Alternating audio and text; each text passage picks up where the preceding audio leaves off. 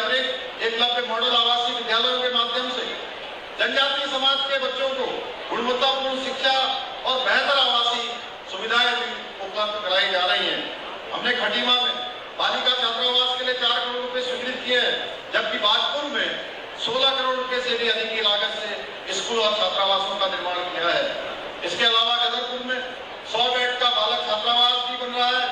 वहीं भाड़ू राजकीय inter college में 2 करोड़ रुपए से अधिक की लागत से खेल मैदान का सौंदर्यीकरण, स्टेडियम, ऑडिटोरियम का आधुनिकीकरण और भवन की मरम्मत का कार्य भी किया जा रहा है।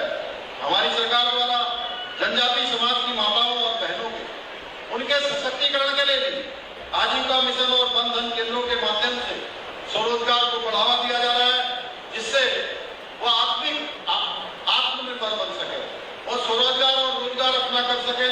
हम जनजातीय समाज की महिलाओं को 1 करोड़ रुपए से अधिक की चक्री निधि और 8 करोड़ रुपए से अधिक की निवेश सहायता देकर उनके छोटे छोटे रोजगारों को आगे बढ़ाने का काम भी कर रहे हैं। इतना ही नहीं, आज जहां एक और विधानसभा सितारगंज में भाड़ू विकास भवन का निर्माण किया जा रहा है, वहीं समाज कल्याण विभाग के अंतर्गत जनजातीय क्षेत्रों में अवस्थापना सुविधाओं के लिए 2 करोड़ रुपए से अधिक स्वीकृत भी किए गए हैं। इसके अलावा हमारी सरकार जनजातीय परिवार की बेटी की शादी के लिए 50,000 रुपए तक की आर्थिक सहायता भी प्रदान कर रही है। मुझे ये बताते हुए अत्यंत प्रसन्नता हो रही है कि उधम सिंह नगर जनपद में सबसे ज्यादा परिवारों को अभी तक हमारी इस योजना का लाभ प्राप्त हुआ है।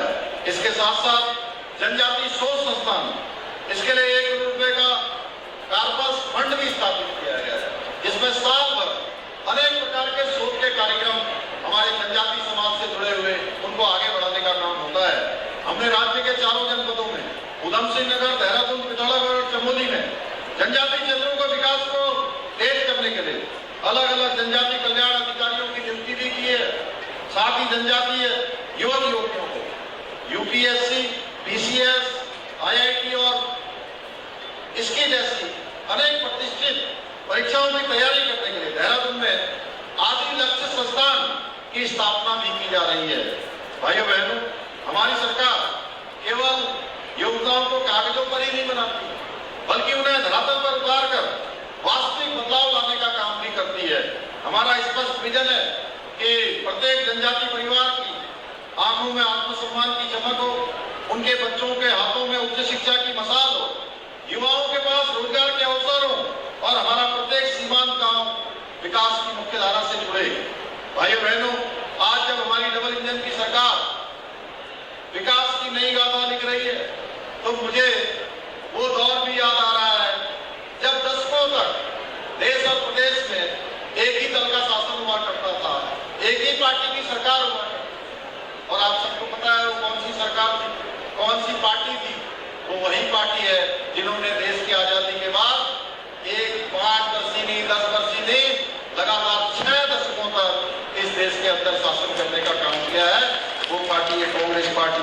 लेकिन बड़े दुख के साथ कहना पड़ रहा है कि कांग्रेस के उस लंबे शासनकाल में हमारे जनजातीय समाज हो, थारू समाज हो, उन समाज की उनको हमारे इन भाई बहनों, इस समाज के भाई बहनों को विकास की मुख्य धारा से कोसों दूर रखा गया है। मुख्य धारा में आने का कोई अवसर उनको प्रदान नहीं किया गया। कांग्रेस के लिए हमारा ये समाज केवल और केवल एक वोट बैंक भर हुआ करता था। उन्होंने आपको हमेशा मुख्यालयों से काट कर रखा ताकि उनकी राजनीति की दुकान चलती रहे। आज जब हमारी सरकार आपके बच्चों के लिए काम कर रही है, आपके समग्र विकास के लिए काम कर रही है, नई नई योजनाएं आज आदरणीय प्रधानमंत्री जी के नेतृत्व में, चाहे केंद्र की सरकार में हो, चाहे राज्य की सरकार में हो, चाहे एकलव्य विद्यालय बना रही हो, हॉस्टल बना रही हो, तो जब ऐसा विकास हो रहा है, हमारे समाज के बच्चे भी आगे आ रहे हैं, तो आज उनको ये विकास देखकर हमारे बच्चे आज विभिन्न संस्थानों में बड़ी बड़ी पोस्टों में जा रहे हैं, तो इनको तकलीफ हो रही है। क्योंकि कांग्रेस के लिए विकास का अर्थ कभी भी जन कल्याण नहीं रहा। उनके लिए विकास का मतलब अपना और अपनों का विकास रहा। मैं आज आप सबसे पूछना चाहता हूँ, ये प्रश्न मेरे मन में अक्सर आता है कि जिस पार्टी ने भगवान बिरसा मुंडा जैसे महापुरुष को बाहर आए इतिहास के पन्नों में जगह नहीं दी, क्या वो कभी थारू समाज की विरासत का सम्मान कर सकते हैं? भाइयों बहन, वो कभी नहीं कर सकते। आज स्थिति पूरी तरह बदल चुकी है। 2014 के बाद आदरणीय प्रधानमंत्री नरेंद्र मोदी जी ने जनजातीय समाज को वो सम्मान दिया जिसके वो वास्तविक हकदार थे। आज देश के सबसे बड़े संवैधानिक पद, सर्वोच्च पद पर आदरणीय द्रौपदी मुर्मू जी का बैठना इस बात का प्रमाण है कि भाजपा के लिए जनजातीय समाज वोट बैंक नहीं है, बल्कि वो देश का गौरव है। आदरणीय प्रधानमंत्री जी ने पहली बार भगवान बिरसा मुंडा जी की जयंती को जनजातीय गौरव दिवस के रूप में मनाने का ऐतिहासिक निर्णय लिया। भाइयों बहनों, एक तरफ वो लोग हैं जिन्होंने आपको सालों तक अंधेरे में रखने का काम किया ताकि उनकी राजनीति की दुकान चलती रहे, और दूसरी तरफ आपकी डबल इंजन की सरकार है जो आपके बच्चों के हाथ में किताब और युवाओं के हाथ में रोजगार देने के लिए दिन रात काम कर रही है। भाइयों बहनों, जहां भगवान बिरसा मुंडा जी का जीवन हमें सिखाता है कि अपनी जड़ों, अपनी संस्कृति और अपने स्वाभिमान के लिए कैसे लड़ा जाता है, कैसे संघर्ष किया जाता है, और धर्मांतरण जैसी कुरीतियों के विरुद्ध समाज की सांस्कृतिक पहचान और उसके स्वाभिमान की कैसे रक्षा की जाती है, वहीं वीर शिरोमणि महाराणा प्रताप जी के जीवन से हमें एक प्रेरणा मिलती है कि चाहे कुछ भी हो जाए, पर अपने धर्म और स्वाभिमान के साथ कभी समझौता नहीं करना है। उन्होंने घास की रोटी खाना स्वीकार किया, जंगलों में भटकना स्वीकार किया, संघर्ष और चुनौती को स्वीकार किया, लेकिन मुगलों के आगे कभी भी घुटने टेकना स्वीकार नहीं किया, जो आज के युवाओं के लिए, जो आज के हमारे आने वाली पीढ़ियों के लिए बहुत बड़ी प्रेरणा है। लेकिन पिछले कुछ दिनों से यह सुनने में आ रहा है कि तराई के इस शांत क्षेत्र में धर्मांतरण का गंदा खेल खेला जा रहा है। भाइयों बहनों, हमने सौगंध ली है, हमने शपथ ली है, हमने संकल्प लिया है कि हम देवभूमि की रक्षा के लिए चाहे जो भी करना होगा, यहाँ के देवत्व को बचाने के लिए हम वो सभी काम करेंगे, लेकिन देवभूमि के अस्तित्व को कोई नुकसान नहीं होने देंगे। कुछ राष्ट्रवाद विरोधी और राष्ट्र विरोधी, समाज विरोधी ताकत है हमारी भोली भाली जनता और थारू समाज की मासूमियत का फायदा उठाने की कोशिश कर रही है। आज मैं इस मंच से उन सभी अधर्मियों को कड़ी चेतावनी देना चाहता हूं और कहना चाहता हूं कि वो कान खोलकर सुन लें कि हमारी देवभूमि है, यहाँ अधर्म और छल का खेल किसी भी कीमत पर नहीं चलेगा। हमारी संस्कृति के साथ खिलवाड़ करने की कोशिश की तो इसके परिणाम बहुत घातक होंगे। इस प्रकार के अनैतिक कार्य को रोकने के लिए हमारी सरकार ने सबसे कठोर धर्मांतरण विरोधी कानून बनाया है ताकि कोई भी आपकी आस्था के साथ खिलवाड़ न कर सके।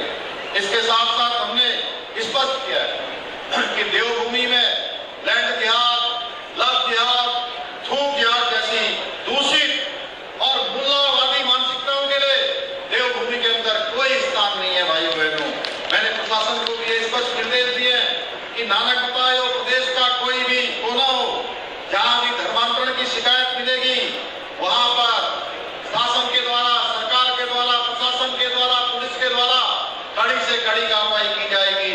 जो लोग हमारी भोली भाली जनता को बहलाने का काम कर रहे हैं, उनके लिए देवभूमि में कोई जगह नहीं है, कोई स्थान यहाँ नहीं है उनके लिए।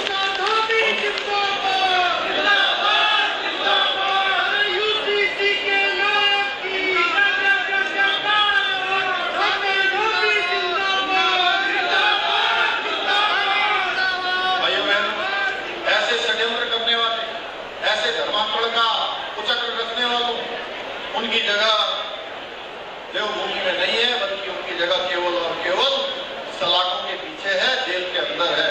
ये हमने इसलिए सख्त कानून बनाया है।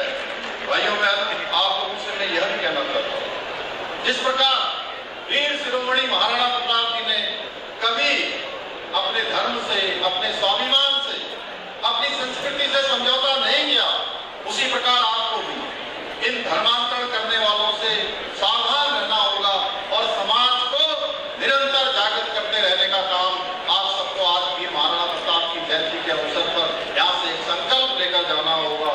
ये वही ताकत है जिन्हें कांग्रेस ने हमेशा अपनी तुष्टीकरण की राजनीति के तहत संरक्षण देने का काम किया। इन पर कभी कोई कार्रवाई नहीं की, कभी कोई रोक लगाने का प्रयास नहीं किया, लेकिन हमारी सरकार इस पर चुप बैठने वाली नहीं है। आपको इस संबंध में मैं कहना चाहता हूं, यदि कोई भी परेशान करे, कहीं भी कोई सूचना आए, तो आप लोग सरकारी अधिकारियों के साथ साथ भारतीय जनता पार्टी के कार्यकर्ता, राष्ट्रवादी संगठनों के कार्यकर्ताओं से सहायता प्राप्त कर सकते हैं, उन तक सूचना पहुंचा सकते हैं। आपके बीच हमारे भाजपा के कर्मठ नेता है, वनवासी कल्याण आश्रम के सेवादार हैं और अपने पाड़ू राणा परिषद के हमारे बहुत सारे प्रतिनिधि हैं, बहुत सारे पदाधिकारी हैं, समाज के बहुत लोग जो आज विभिन्न स्तरों पर समाज को नेतृत्व देने का काम कर रहे हैं। ये सारे के सारे लोग आपकी सेवा में 24 घंटे उपलब्ध हैं। इसके साथ ही आपके इस भाई के, आपके इस बेटे के, आपके इस साथी के दरवाजे भी